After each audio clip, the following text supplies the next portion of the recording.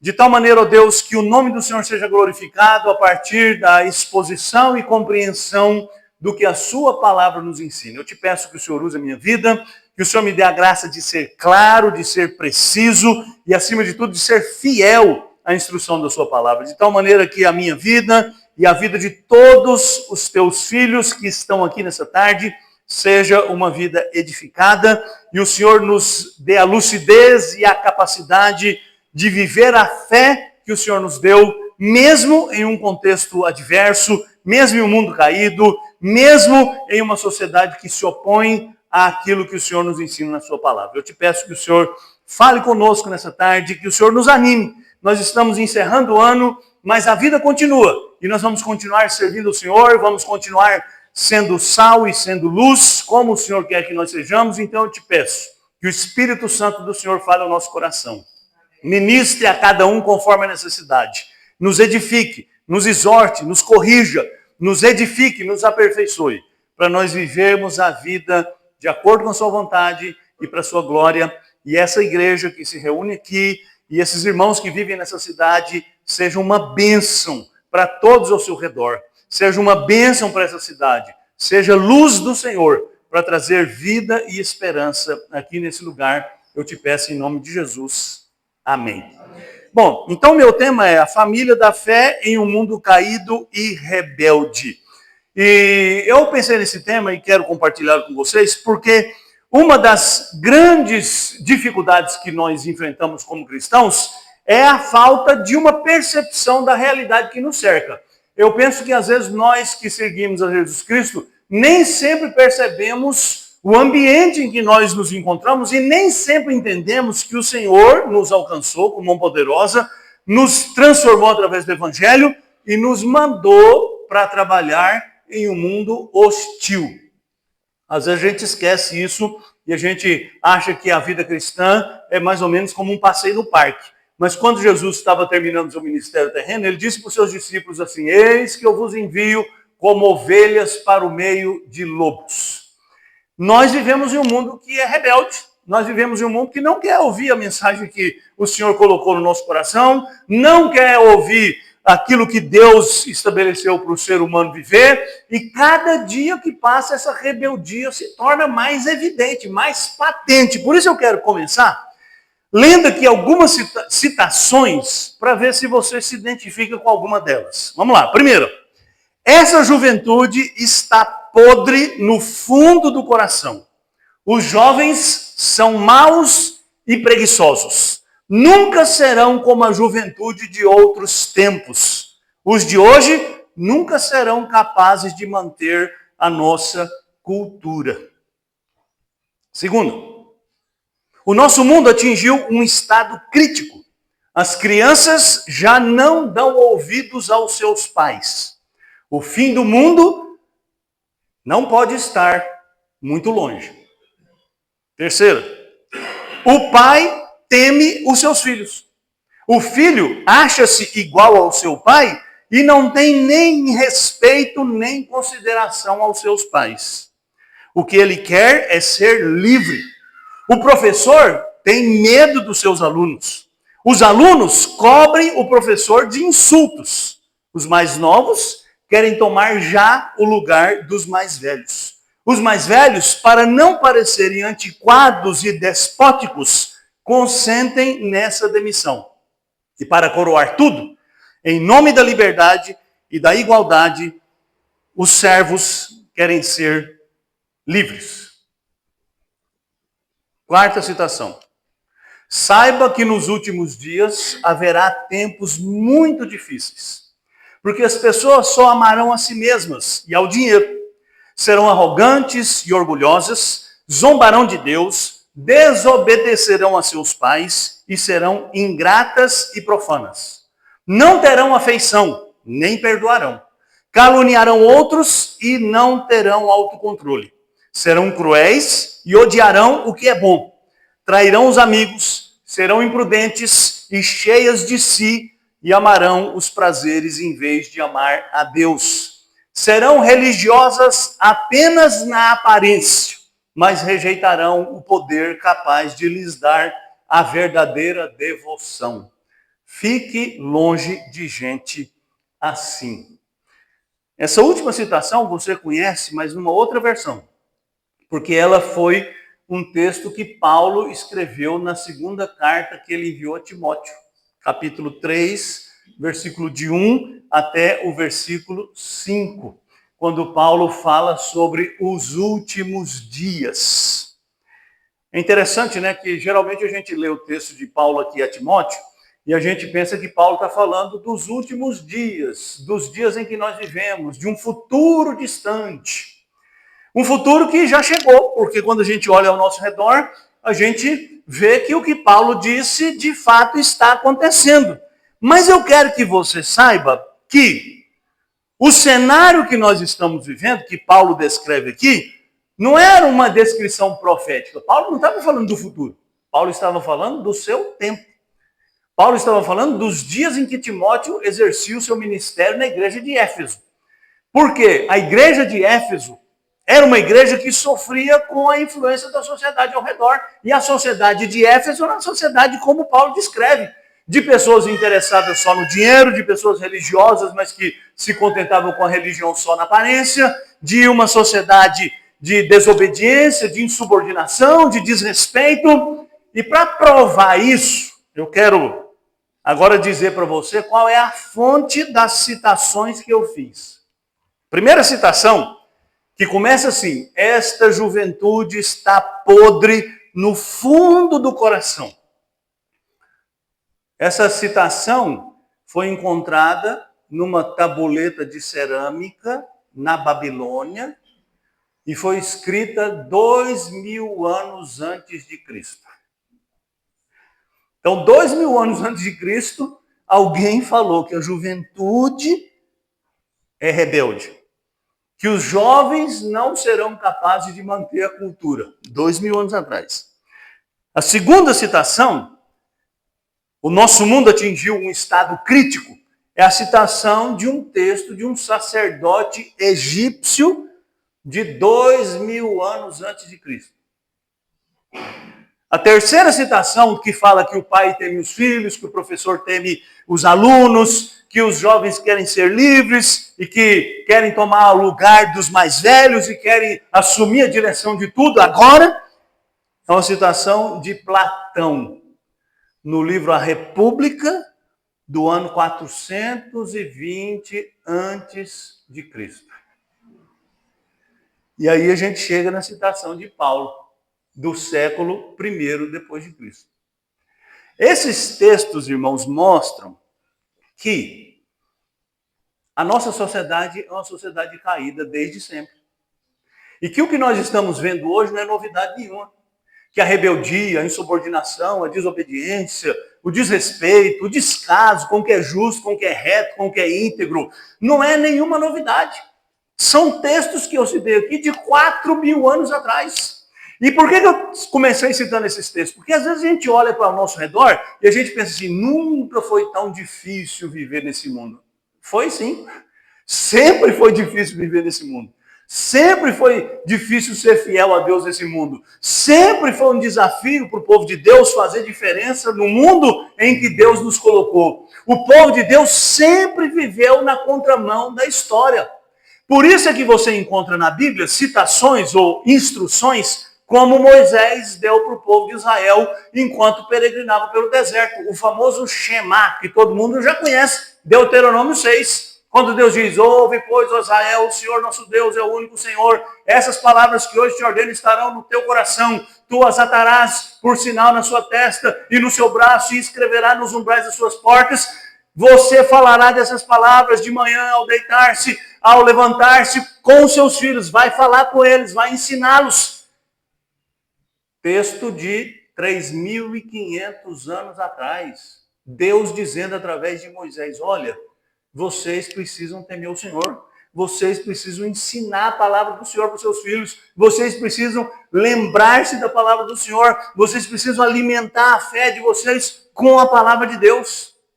Aí você passa 1.500 anos e você chega no ministério de Jesus. E quantas instruções Jesus deu acerca da família? O ministério de Jesus, só para a gente refrescar nossa memória, o ministério público de Jesus começou numa cerimônia de casamento. João capítulo 2, quando Jesus deu início ao seu ministério público, fazendo o seu primeiro sinal, que foi transformar água em vinho num casamento. Jesus estava dizendo como a família é importante, como a vida conjugal é importante e como Deus começa a mudar uma sociedade a partir da mudança que ele faz na família. Os irmãos que são mais experientes, né? Quase usei uma palavra pejorativa aqui, né? Mas agora a gente tem que pensar até nas palavras que usa, né? Então, assim, os irmãos que são mais experientes, ou aqueles que, como eu, são semi-jovens ou semi-idosos, se lembram, antigamente, quando se ia plantar uma igreja, a gente sempre começava pelas crianças. A igreja começava, o obreiro ia para uma cidade lá do interior, e aí ele começava a reunir a meninada ao redor da casa dele, começava a ensinar a Bíblia, e começava a falar, porque aí as crianças chamavam as mães chamavam os maridos, e o trabalho florescia, porque é assim que Deus trabalha, é com as famílias. É assim que Deus quer trabalhar, é com as famílias. Por isso que eu disse que a palavra hoje aqui é para você que é jovem, que precisa ser uma influência na sua família, é para você que é marido, que precisa liderar a sua família de acordo com a vontade de Deus, é você que é mulher, que precisa ser bênção na sua família, conforme o Senhor disse, e se você não tem uma família, se você mora sozinho, se você é solteiro, não tem problema também. Você pode abençoar as pessoas ao seu redor, você pode abençoar seus amigos, você pode abençoar outras famílias que talvez não tenham a bênção de ter alguém temente ao Senhor do seu lado. Quando a gente chega nas cartas do Novo Testamento, a gente encontra também muitas instruções sobre a vida na família. Paulo fala sobre a vida conjugal na carta aos Colossenses, na carta aos Efésios. Pedro gasta um bom pedaço da sua primeira carta falando sobre como a mulher deve se comportar, como o marido deve tratar a sua mulher. Porque, irmãos, no centro do projeto de Deus para o ser humano está a família. A história humana começou com a família. Deus celebrando o primeiro casamento, trazendo a mulher para o primeiro homem e ordenando a eles que eles gerassem filhos, que eles dominassem a terra, que eles sujeitassem, que eles construíssem a sua vida, que eles fossem os agentes de Deus nesse mundo. E isso continua sendo assim. Nós continuamos sendo os agentes de Deus nesse mundo. Quando Jesus disse para os seus discípulos que eles são o sal da terra e a luz do mundo, Jesus estava dizendo que é através dos seus discípulos que o mundo é transformado, que o mundo se torna aquilo que Deus quer que ele seja. Então você, que é um discípulo de Jesus Cristo, você que conhece o Evangelho, você que tem uma família em que você convive, seja ela cristã ou não cristã, seja ela temente a Deus ou não temente a Deus, é lá o seu primeiro campo de trabalho. Eu acho muito interessante o que aconteceu com aquele homem de Gadara, ou de Gerasa, depende da versão, que era um homem possuído por espíritos malignos. Lembra da história?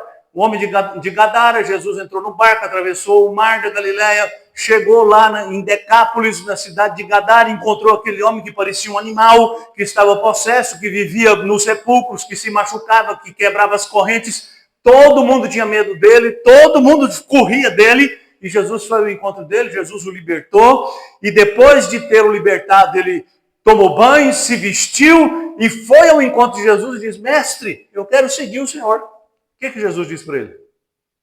Jesus disse: não, volta para casa e conta para os seus o que Deus fez por ti. Essa é uma história maravilhosa, irmãos.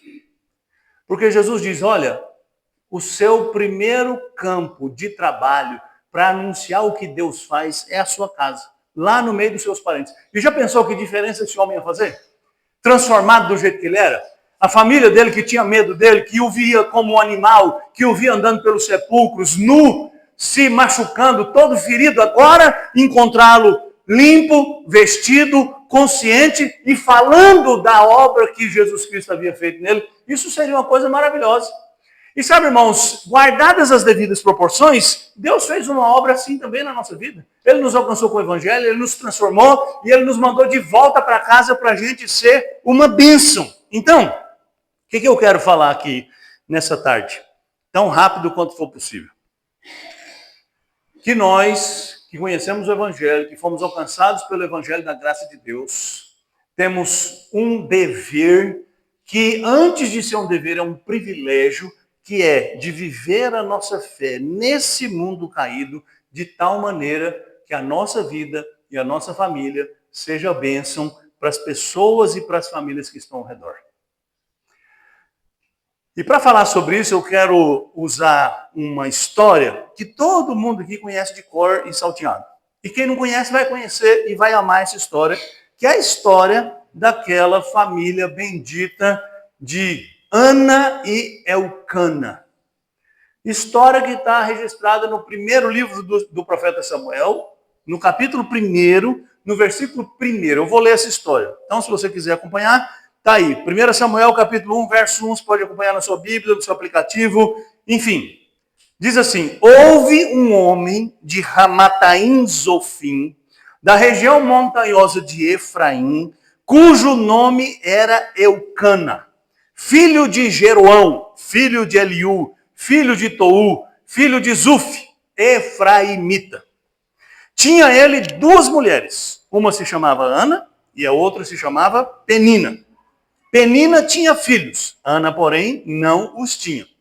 Esse homem subia da sua cidade de ano em ano a adorar e a sacrificar ao Senhor dos Exércitos em Siló. Estavam ali os dois filhos de Eli, Ofni e Finéias, como sacerdotes do Senhor. No dia em que Eucana oferecia o seu sacrifício, dava ele porções deste a Penina, sua mulher, e a todos os seus filhos e filhas. A Ana, porém, dava porção dupla, porque ele a amava, ainda mesmo que o Senhor a houvesse deixado estéril. A sua rival a provocava excessivamente para a irritar, porquanto o Senhor lhe havia cerrado a madre. E assim fazia ele de ano em ano, e todas as vezes que Ana subia à casa do Senhor, a outra a irritava, pelo que chorava e não comia. Então, Elcana, seu marido, lhe disse: Ana, por que choras? E por que não comes? E por que estás de coração triste? Não te sou eu melhor do que 10 filhos?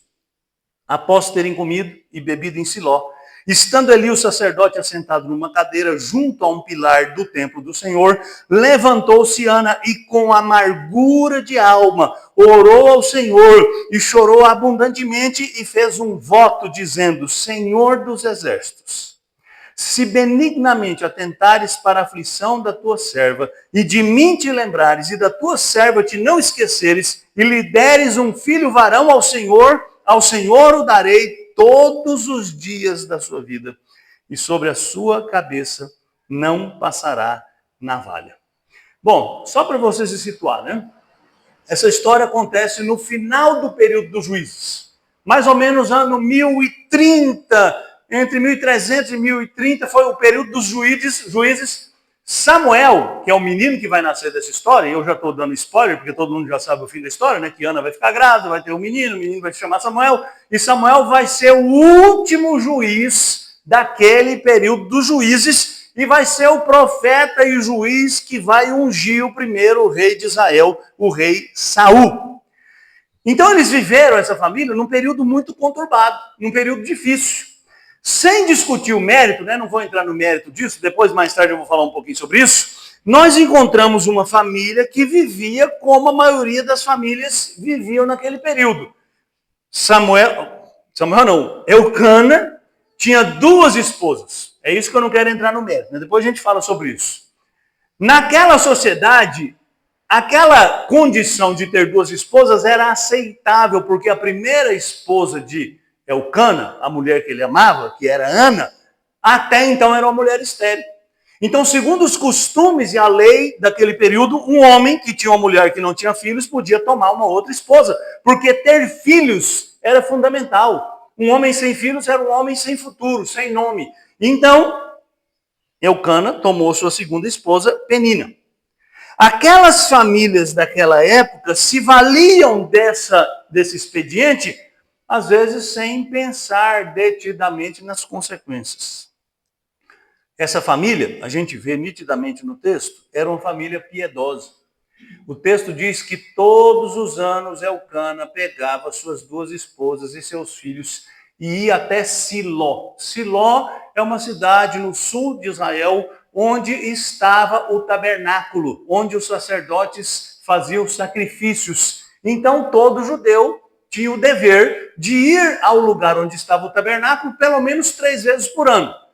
As famílias que não tinham muita condição financeira iam pelo menos uma vez por ano.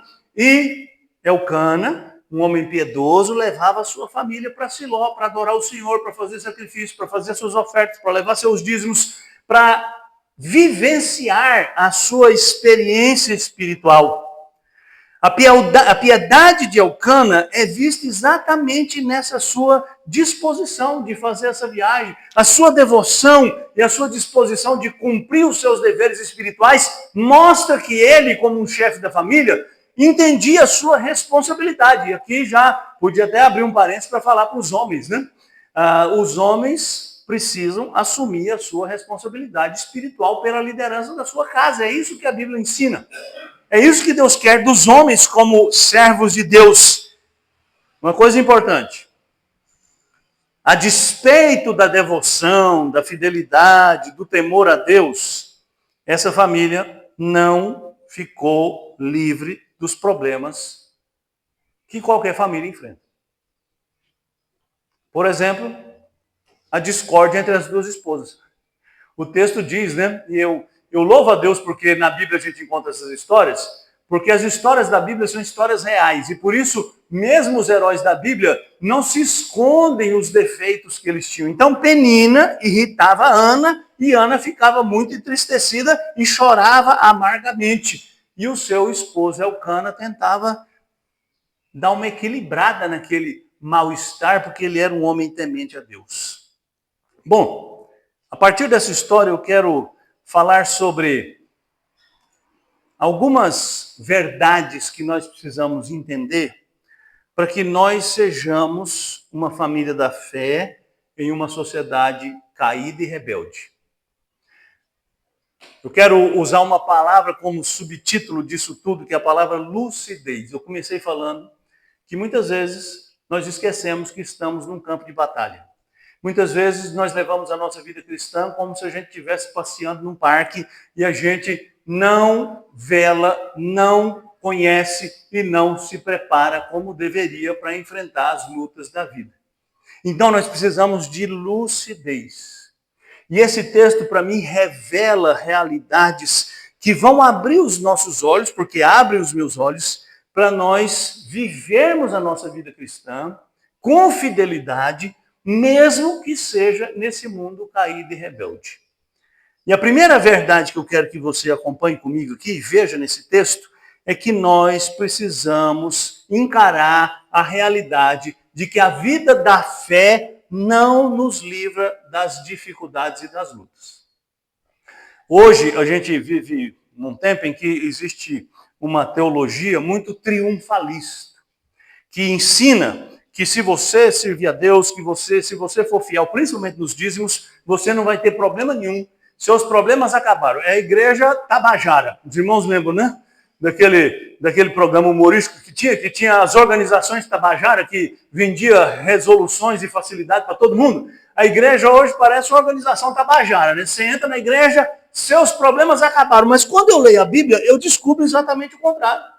Eu descubro que servos de Deus que foram fiéis, tementes a Deus, que serviram o Senhor com zelo, com dedicação, que foram homens e mulheres apegados ao Senhor, que buscavam o Senhor, não viveram nesse mundo livre das dificuldades. E por que é importante você ter a lucidez para entender isso? Primeiro, para nunca deixar as dores que você passa na vida colocar em dúvida no seu coração o amor de Deus. Eu sei que você nunca fez isso. E talvez você não conheça alguém que nunca fez isso também. Quando passa por um problema, a primeira pergunta que vem na cabeça é assim: será que Deus não me ama? Ou, por que Deus me abandonou? Por que Deus não ouve a minha oração? Por que Deus não me socorre? Sabe, irmãos, Deus não prometeu livrar-nos de todos os problemas. A vida da fé não nos livra das lutas, das aflições, e muitas vezes as lutas e aflições que nós passamos matam a fé no nosso coração, e eu preciso da lucidez para olhar histórias como essa, de pessoas tementes ao Senhor, que amavam o Senhor, que serviam ao Senhor, mas que mesmo assim enfrentaram lutas e adversidades, para que eu não me imagine servindo ao Senhor sem enfrentar lutas e adversidades. Irmãos, não é pequeno, infelizmente, o número de gente que desiste da fé por causa de uma decepção, por causa de um problema, por causa de uma dificuldade. Porque não aconteceu o que ela queria, porque Deus não fez o que ela pediu, porque Deus disse não para a sua resposta. Eu não sei quanto tempo ou há quanto tempo Ana sofria pela sua esterilidade, mas me parece que era muito tempo. Tempo suficiente para Eucana tomar outra mulher, ter um filho, ter outro filho e Ana continuava estéril. Tempo suficiente para ir ao templo muitas vezes e se ver angustiada e afligida por aquela mulher que a provocava. E o que Ana fez quando ela era afligida e provocada por sua rival? Ela se dobrava diante do Senhor e orava. A gente precisa ter a lucidez de que nós não vamos ter uma vida sempre de facilidade. Pelo contrário, muitas vezes nós vamos, porque nós servimos o Senhor, nós vamos sofrer, vamos ser caluniados, vamos ser incompreendidos, vamos ser desprezados. Jesus disse para os seus discípulos que depois que ele partisse, os inimigos de um homem seriam os da sua própria casa, que se oporiam a ele, que recusariam a comunhão com eles. Eu preciso dessa lucidez de que um servo de Deus vivendo a fé no mundo caído enfrentará dificuldades para não abrir mão de uma vida de devoção, de uma vida de intimidade com Deus, de uma vida que acha tempo para oração, para a leitura da Bíblia, para compartilhar a fé. Sabe, irmãos, quando a gente acha que está vivendo a vida cristã num parque de diversão, ou passeando num jardim ou numa praça, a gente não ora, a gente não lê a Bíblia. E aí, quando vem a dificuldade, a gente está fragilizado, e a gente tropeça e a gente cai. Então, a lucidez de saber que a vida da fé não me livra das lutas do presente, é para que eu esteja preparado. Paulo escreveu lá aos Efésios, no capítulo 6, que nós devemos nos vestir, ou ser vestidos da armadura de Deus. Para quê? Para depois de tudo, permanecer inabalável. E o que é a armadura de Deus? É a verdade, é a justiça, é o evangelho, é a preparação, é a palavra de Deus. Sabe, é encher a nossa vida com aquilo que Deus nos diz na sua palavra. Então eu preciso ter a lucidez de saber que nesse mundo eu vou enfrentar dificuldades, vou enfrentar enfermidades, vou enfrentar perdas, vou enfrentar decepções. Inclusive na igreja. Então eu não posso esperar facilidades quando eu estou determinado a viver com fidelidade o meu compromisso com Deus. Paulo escreveu para Timóteo. Timóteo era pastor de Éfeso. Éfeso, irmãos, era uma grande cidade da antiguidade, uma cidade opulenta e uma cidade profundamente idólatra. Lá em Éfeso ficava uma das maravilhas do mundo antigo, que era o templo da deusa Artemis, ou da deusa Diana, uma construção gigantesca, e gente do mundo inteiro ia para Éfeso para adorar a deusa Diana, e Timóteo era o pastor lá em Éfeso. E você acha que era fácil ser pastor de Éfeso? A gente, o mundo hoje é difícil. Para você ter uma ideia, né? Havia em Éfeso, só no templo de Diana, no templo principal, cerca de 1000 mulheres que serviam como prostitutas no templo. A adoração a Diana muitas vezes era realizada com orgias dentro do templo da deusa Diana.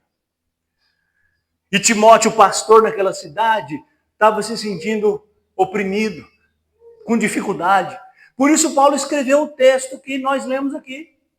Timóteo, saiba de uma coisa, nos últimos dias vai ser assim mesmo. Os homens serão rebeldes, os homens gostarão de coisas ruins, os homens não ouvirão a palavra de Deus, os homens vão resistir. Paulo estava escrevendo para Timóteo entender que o ministério naquele lugar nunca seria fácil. E Paulo, inclusive, escreveu para Timóteo assim: todo aquele que quiser viver piedosamente em Cristo Jesus será perseguido. Se a nossa vida cristã não está, de alguma forma, incomodando as pessoas ao redor, tem alguma coisa errada com a nossa vida cristã.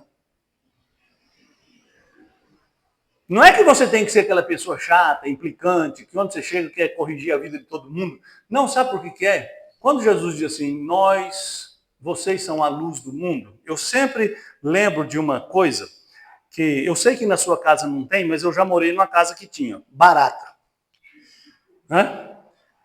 Barata é um inseto que ilustra muito bem o que acontece com o mal quando chega a luz.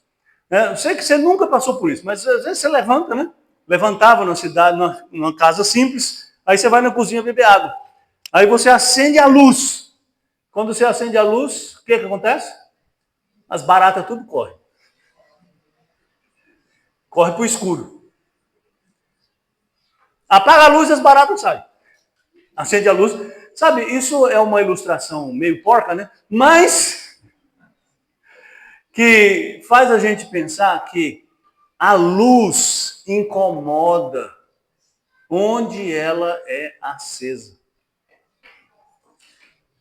Sabe quando você está dormindo assim, pesado, e alguém acende a luz do quarto bem na sua cara assim?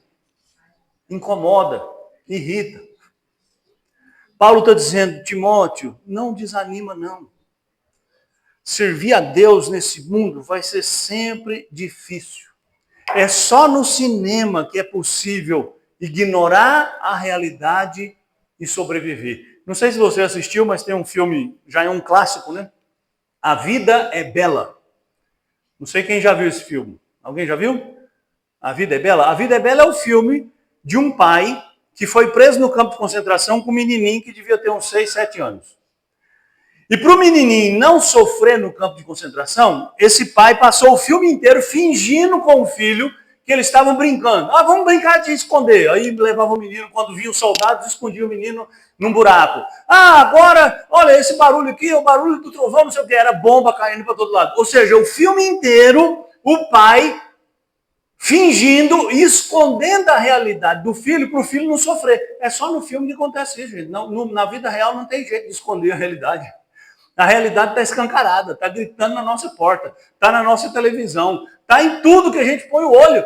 Então a gente precisa ter a lucidez para encontrar tempo. Então você quer viver a vida cristã com lucidez, nesse mundo caído você precisa achar tempo para buscar o Senhor na sua casa, em oração, leitura da Bíblia, meditação. Segundo, a gente nesse texto aprende uma verdade inconveniente. Nossas decisões podem até ser aceitáveis, mas elas terão consequências que podem ser muito dolorosas. Como eu disse lá atrás, Eucana tem 2 esposas, isso era uma coisa aceitável naquela cultura. Porém, não era e nunca foi o padrão de Deus. O padrão de Deus foi uma mulher casada com um homem, certo? Se a bigamia ou a poligamia fosse o padrão de Deus, Deus tinha tirado logo uma meia dúzia de costela de Adão e feito 6 mulheres. E feito um harém para ele. Mas Deus fez uma mulher. Né? Louvado seja o Senhor, porque uma já é difícil, você imagina 2, 3, 4. A prova está aqui. A Bíblia, irmãos, muitas vezes conta fatos, mas os fatos que a Bíblia conta não são uma autorização para fazer igual. Hoje a gente tem esse hábito muito tolo de ler a Bíblia e achar que tudo na Bíblia é norma, né? Olha, Davi venceu o gigante, então você vai vencer os gigantes da sua vida. Ou eu me lembro lá nos anos 90, né? Eu sempre lembro dos anos 90 na igreja como uns anos de tragédia teológica, né? Mas havia umas campanhas na igreja, né? Porque Josué marchou ao redor da cidade 7 vezes e conquistou a cidade. Então, se você quer um carro, marcha ao redor do carro 7 vezes e o carro vai ser seu. Faz a campanha não sei do que, dá a volta na cidade proclamando o nome de Jesus, que a cidade, as fortalezas do diabo vão cair. Macumba gospel, né? Por quê? Porque o povo lê a Bíblia achando que o que a Bíblia conta vira regra. Ou então a gente lê a Bíblia só procurando lição moral, né? Olha, Daniel fez o jejum para não se contaminar com as iguarias. Agora vamos fazer o jejum de Daniel. Não existe jejum de Daniel, gente. Daniel não fez jejum coisa nenhuma. Daniel simplesmente decidiu não comer o que estava na mesa do rei, porque podia ser comida não autorizada para ele, que era um judeu. Podia ser um animal que não foi morto do jeito certo. Podia ser um pedaço do animal que um judeu não podia comer.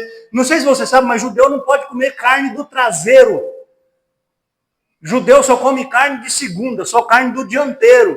Por quê? Porque a carne do traseiro, a coxa esquerda, ele não comia por causa de Jacó, que ficou aleijado, e a coxa direita ele não comia porque era o pagamento do sacerdote. Então o judeu não come carne, qualquer carne. E na mesa do rei da Babilônia tinha tudo. Aí o povo lê a Bíblia e fala assim, Daniel só comeu legume, então se comer legume é melhor, vou ser mais santo, vou ser mais... Não, você só vai ficar mais amarelo. Mas, por quê? Porque a história de Daniel não foi escrita para virar padrão, foi escrita para ser contada. Para você saber, a vida cristã é construída sobre princípios e não sobre exemplos. Se a Bíblia quer que você faça alguma coisa, a Bíblia ordena que você faça. E muitas coisas que a Bíblia conta, ela conta para você saber como aconteceu. Não para você fazer igual, achando que porque você vai fazer igual, você vai receber a bênção igual. É aquela famosa frase, não, se Deus fez no passado, ele tem que fazer agora. Bom, quem sou eu para dizer o que Deus tem que fazer, né? Eu tenho um colega pregador que é muito espirituoso, né? Que ele disse o seguinte, fala, esse pessoal que fica orando para determinar que Deus faça isso, Deus, eu determino que você faça isso, Deus, eu determino que você faça aquilo. Ele falou assim, chega lá na sua casa e fala para a sua mulher assim, eu determino que você faça um café. Se a sua mulher te obedecer, você pode começar a pensar em mandar em Deus. Mas nem sua mulher te obedece, quanto mais Deus vai te obedecer. Sabe, a gente não determina nada para ninguém. Enfim. Eucana decidiu casar-se com outra mulher. Ele podia. A pergunta é, ele devia?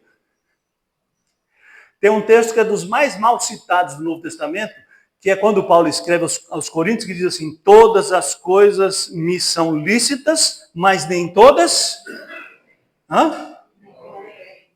Me convém? Não. Não tem me convém no texto. Todas as coisas me são lícitas, mas nem todas convêm. Não é a mim. Convém ao que um servo de Deus deve fazer. Porque Paulo não está ensinando uma ética circunstancial. Não, se é bom para mim, pode. Se não é bom, não pode. Não, o texto diz, todas as coisas são lícitas, mas nem todas convêm. O que convém? Convém aquilo que vai te edificar, que vai te abençoar, que vai ser para bom testemunho, que vai honrar o Senhor, que não vai gerar problema para a sua vida, porque toda decisão que você toma tem consequências, e às vezes as consequências são amargas, são duras, como a consequência que Eucana carregava por causa da sua decisão de tomar uma segunda esposa para ter um filho. Nem tudo que é lícito é correto. Por exemplo, no Brasil agora virou uma praga, um negócio de jogo, né? Você pode apostar no time de futebol, pode apostar no... Tem um tal de tigrinho, que eu não sei o que é, mas diz que tem um monte de gente viciada nesse negócio. É lícito loteria, é lícito, mas isso é moralmente correto? É claro que não é. Porque para você ganhar, alguém vai perder. Porque você não vai ganhar o seu dinheiro com o suor do seu rosto, conforme a Escritura Sagrada diz. Porque você vai usar o seu dinheiro mal, e Deus disse através do profeta Isaías, por que você gasta o seu dinheiro naquilo que não é pão? Por que você gasta o seu dinheiro naquilo que não satisfaz? E sabe por que as pessoas jogam? Porque elas acham que se tiver mais dinheiro vai ser mais feliz. E um servo de Deus sabe que não vai ser mais feliz porque tem mais dinheiro, porque está cheio de gente cheia de dinheiro e sem nenhuma felicidade. Ou não? Eu nunca ouvi alguém que tem dinheiro falar assim, chega, não quero mais. Não, quem tem muito sempre quer ter mais. Porque o Deus dinheiro tem a boca larga e o estômago enorme. Ele não se satisfaz nunca. Sempre precisa de mais e de mais e de mais. Então a régua que mede a nossa vida não é o que os outros fazem. É o que Deus diz na sua palavra. Sabe, aquela coisa que todas as mães aqui já disseram para os seus filhos em algum momento. Seu filho chega para fazer uma coisa, pedir uma coisa e fala, não. Aí ele responde assim, todo mundo faz. Aí a mãe responde o quê? Você não é todo mundo. E Deus fala a mesma coisa para nós. Mas, Senhor, todo mundo joga. Você não é todo mundo. Mas, Senhor, todo mundo age assim. Mas você não é todo mundo. Mas, Senhor, é normal, é legal, é lícito. A lei não proíbe. Mas você foi chamado para viver acima da lei dos homens. De acordo com a lei de Deus.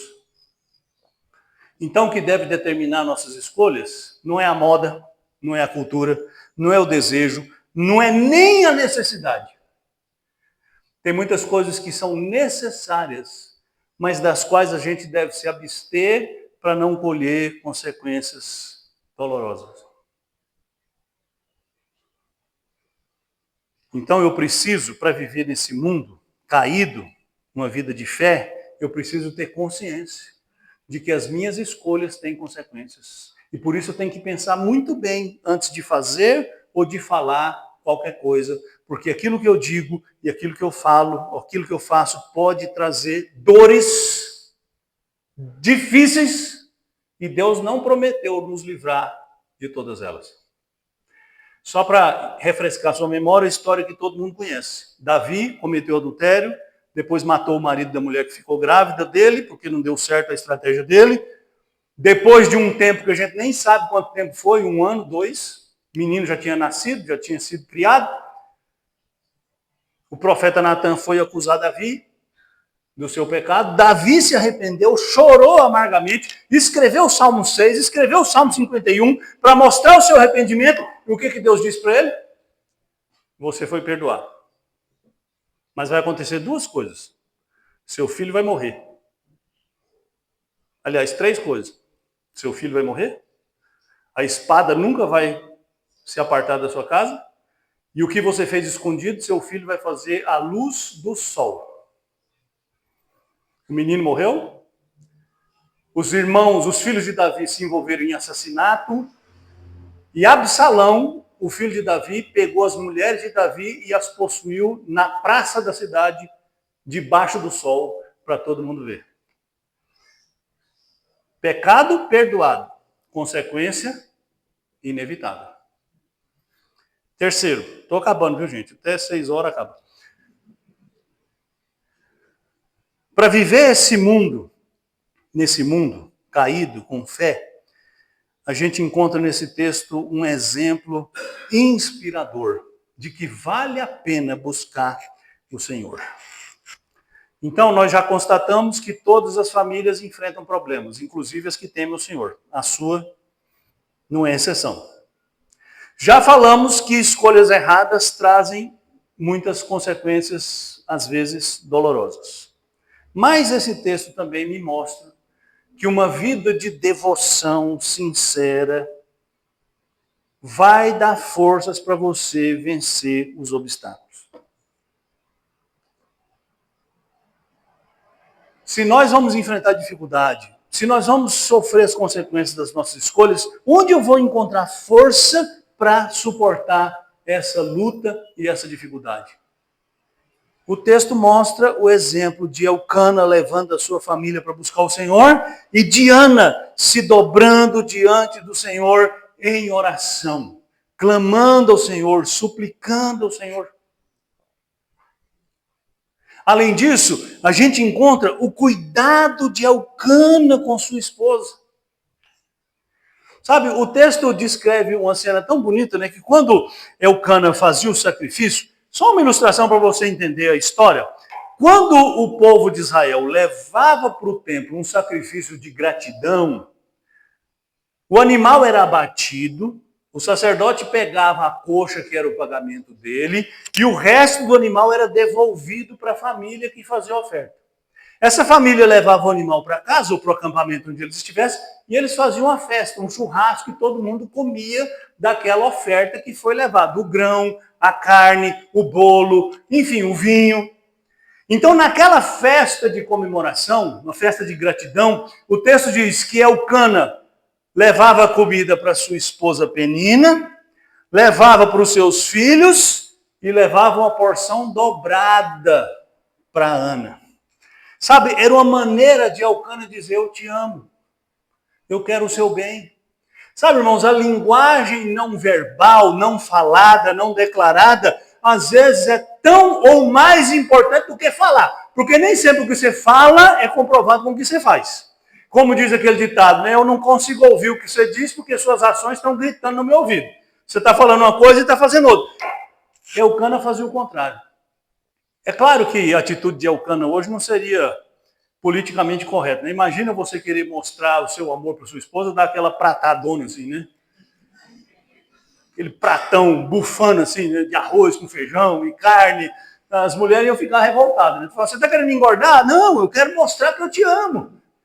Então, você não pode dar um pratão cheio, mas você pode lavar a louça do almoço de amanhã. Não é? Porque o homem é bicho folgado, né? Reúne família, almoça todo mundo, aí acaba o almoço, ele senta no sofá, põe o pezão em cima da mesa e vai ver o jogo. Ou vai dormir. E a mulher vai para a cozinha, lavar a louça sozinha lá. Você pode ajudar. Aliás, uma vez eu ouvi uma frase que eu nunca esqueço dessa frase, um amigo nosso que nem cristão é, um dia ele estava falando com os meninos sobre as tarefas de casa, e aí os meninos falaram: ah, pai, eu não vou ajudar não. Ele falou: peraí, aqui nessa casa ninguém ajuda ninguém. Se você mora aqui, você tem que cuidar daqui e você não está ajudando não, você está fazendo o seu dever. Então, quando o filho ou o marido faz a tarefa, não está ajudando a mulher não, porque a casa é sua também, ou é só você, só a mulher que suja? Só a mulher que suja o banheiro, que suja as panelas, que suja os pratos? Não. A casa é de todo mundo. A tarefa é de todo mundo. O trabalho é de todo mundo. Elcana queria mostrar que amava sua esposa, cuidando dela, alimentando. E ela não parava de chorar, aí Elcana deu aquele... Falou assim: eu não sou melhor do que 10 filhos? E ela disse: não.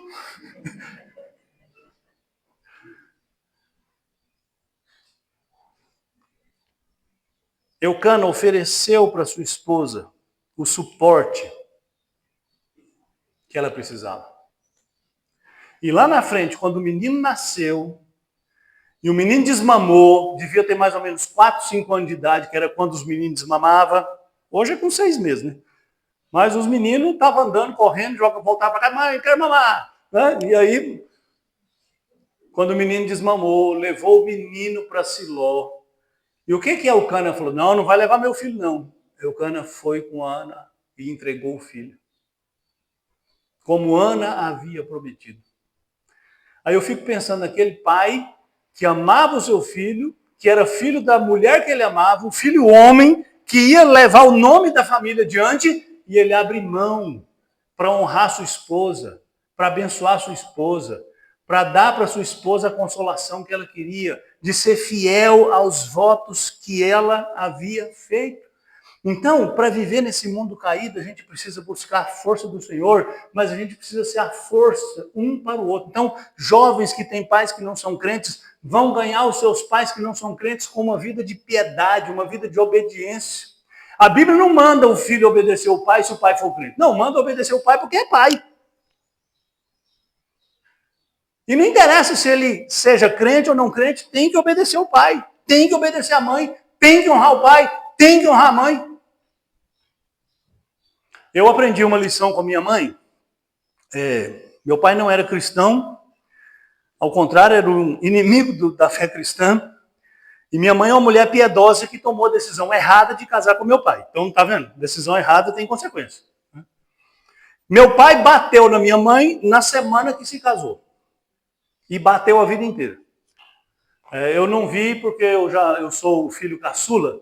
E minhas irmãs falam: você nasceu na idade do ouro, né? Minha mãe passou fome, meus irmãos passaram fome, enfim. E meu pai não deixava minha mãe ir na igreja e nos levar na igreja.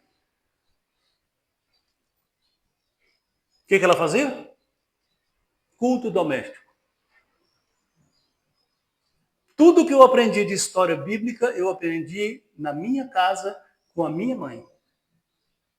E quando eu fui crescendo, eu falei, mãe, por que a gente não vai na igreja? E ela falava assim, porque seu pai não deixa. Mas a senhora tem que obedecer meu pai, que está proibindo a senhora de ir na igreja? Ela falou assim, seu pai não me proíbe de servir a Deus. Seu pai me proíbe de ir na igreja. E ela fez um acordo com ele. Meu pai viajava muito.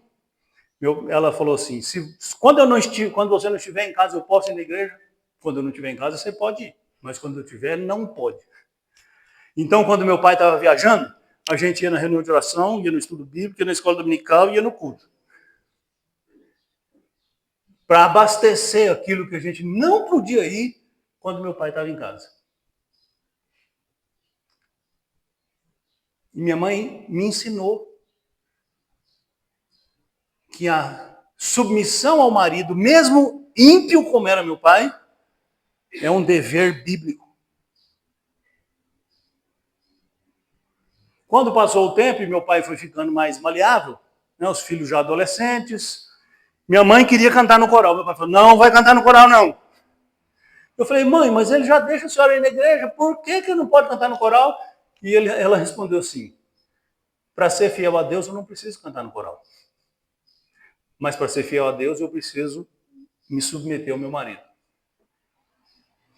Eu sei que hoje isso é muito radical, né? Pode parecer um escândalo.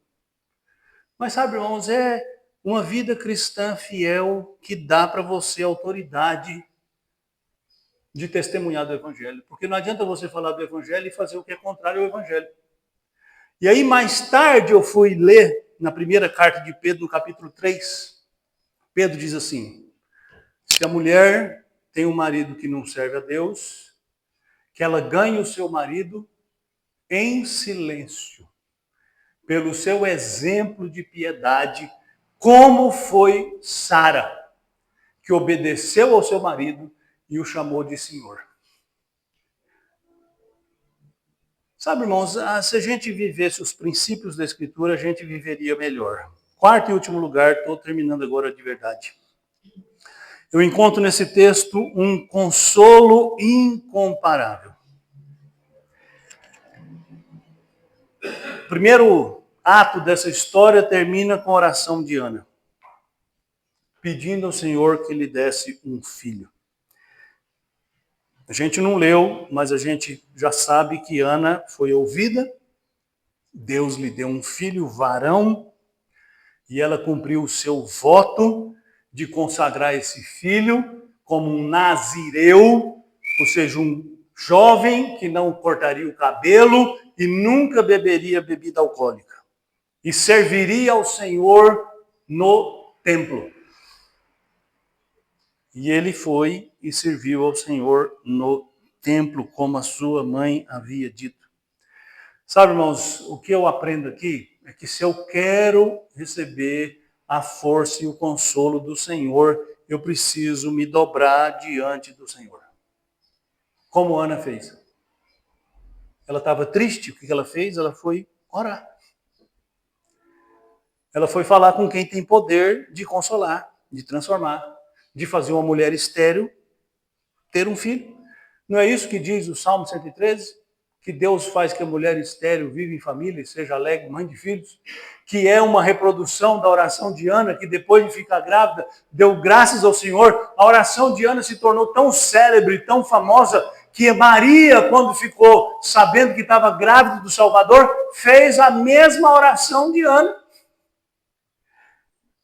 Reconhecendo que a bênção de ser mãe é uma bênção que só Deus pode dar. Eu sei, irmãos, que falar de oração é chover no molhado. Você já ouviu mil palavras, 1000 instruções, 1000 admoestações. A gente só precisa fazer uma coisa: começar a orar. Eu tenho um colega de ministério que diz o seguinte: se a gente fizesse tudo o que a gente sabe da Bíblia, nascia asa nas nossas costas e a gente saía voando. O problema é que a gente sabe e faz menos do que sabe.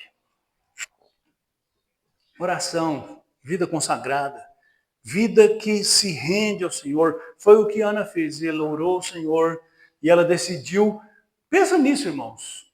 Aquilo que ela mais desejou a sua vida inteira. Aquilo pelo que ela orou com toda a sua força, provavelmente muitos anos da sua vida, ela prometeu devolver para o Senhor se recebesse. É o contrário do que às vezes a gente faz.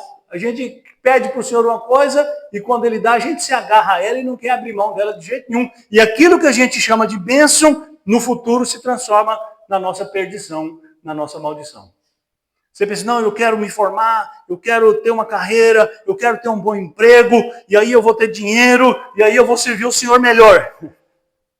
Sabe, irmãos, a Bíblia é tão sábia, porque a Bíblia diz assim, quem não é fiel no pouco, também não é fiel no muito. Aquela pessoa que diz assim, eu não dou o dízimo porque eu ganho pouco, se eu ganhar mais, eu dou. Mentira. É como aquela historinha, né, do sujeito que chegou para o pastor e disse assim, pastor, eu estou com um problema muito sério. Fala, meu irmão, qual que é o problema sério?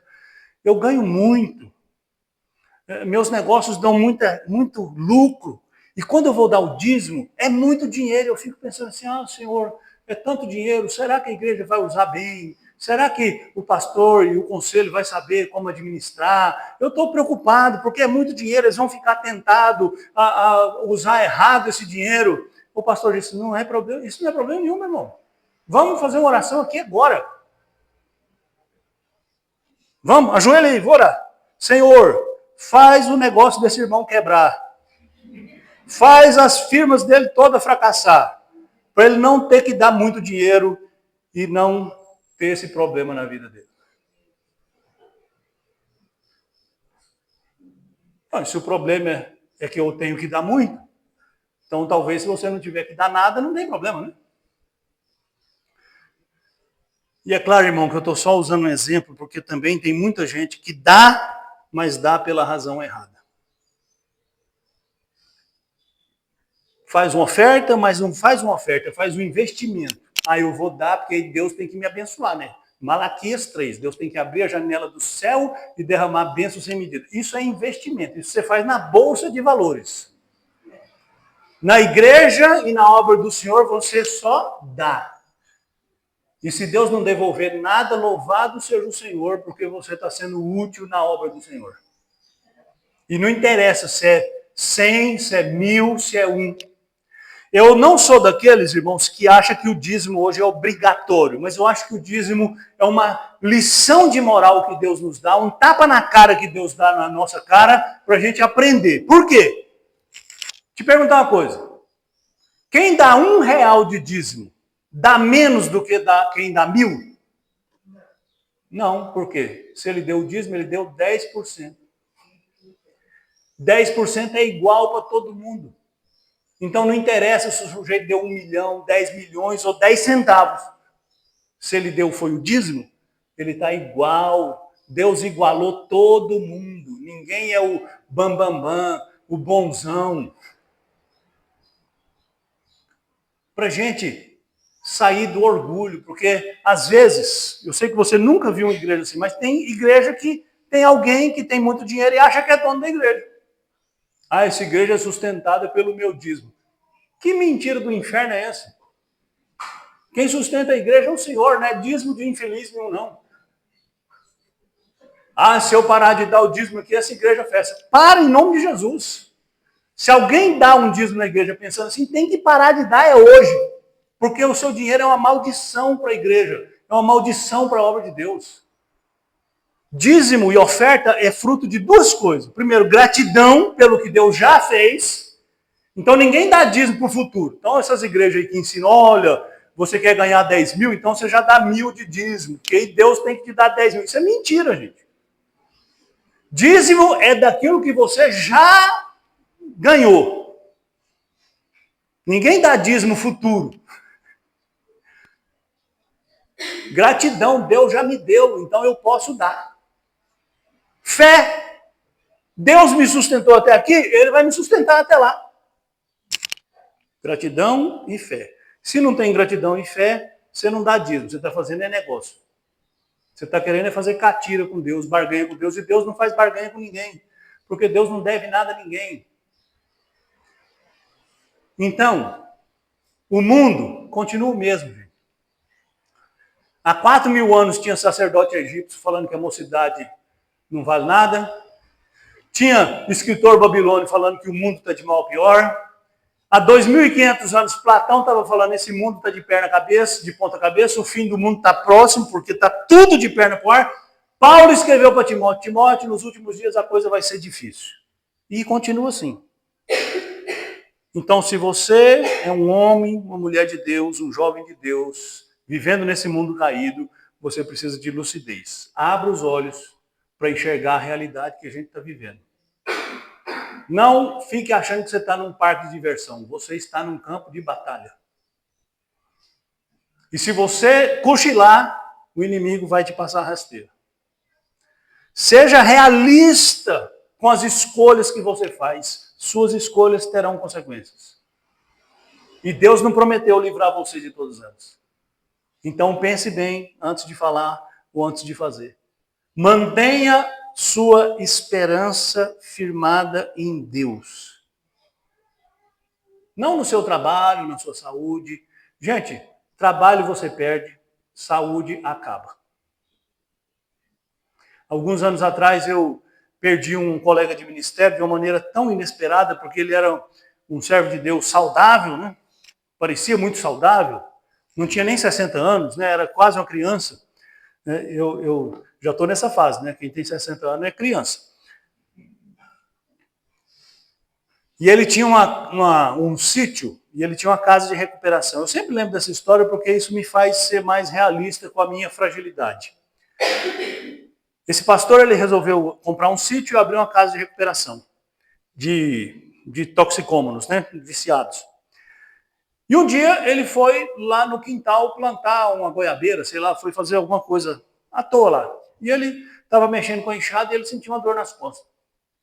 Sentiu uma dor nas costas e falou, eu estou cansado, né? A idade já não ajuda e tal. Deitou, achou que era coluna, passou uns dias não melhorou, passou outros dias não melhorou. Não, vamos no médico, sua coluna está atacada, não sei o quê. Foi no médico, tirou um raio-x do tórax, do abdômen, eu acho. Quando o médico viu o raio-x, ele assustou. Ele falou, olha, você precisa procurar um especialista. O que especialista? Um oncologista. Quando ele foi no oncologista, ele tinha câncer na coluna, no fígado, no intestino, no pâncreas, ou seja, ele não tinha nenhum sintoma. E ele tinha metástase no corpo inteiro, praticamente. Resultado? Do dia que ele sentiu a dor nas costas, até o dia que ele morreu, não passou 6 meses. Então, confiar na saúde é bobagem. Confiar no dinheiro é bobagem. Até na família. A família passa, mas o Senhor não passa. O Senhor é fiel.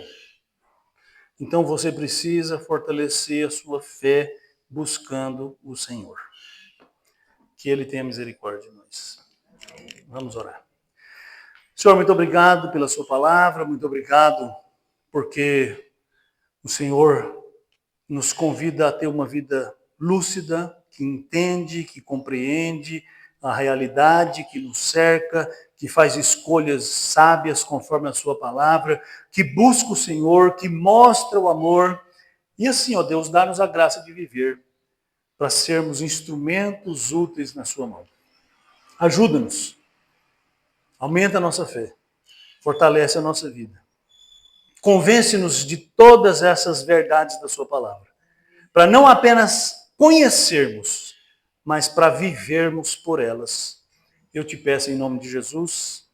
Amém. Irmãos, muito obrigado pela atenção, muito obrigado pela oportunidade. Renan. Paulo.